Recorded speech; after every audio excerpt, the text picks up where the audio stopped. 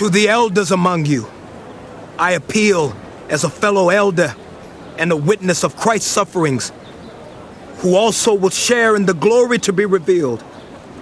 Be shepherds of God's flock that is under your care, watching over them not because you must, but because you are willing, as God wants you to be, not pursuing dishonest gain, but eager to serve, not lording it over those entrusted to you, but being examples to the flock.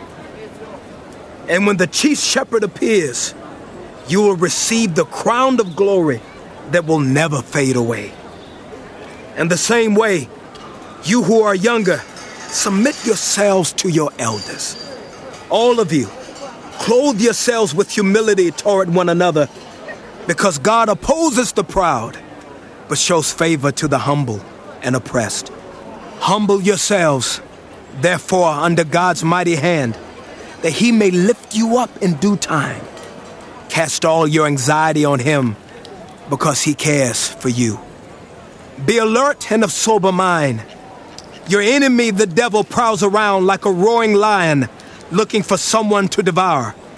Resist him, standing firm in the faith, because you know that your fellow believers throughout the world are undergoing the same kind of sufferings. And the God of all grace, who called you to his eternal glory in Christ, after you have suffered a little while, will himself restore you and make you strong, firm, and steadfast. To him be the power forever and ever. Amen. With the help of Silas, whom I regard as a faithful brother, I have written to you briefly, encouraging you and testifying that this is the true grace of God. Stand fast in it. She who is in Babylon, chosen together with you, sends you her greetings, and so does my son Mark. Greet one another with a kiss of love. Peace be to all of you who are in Christ.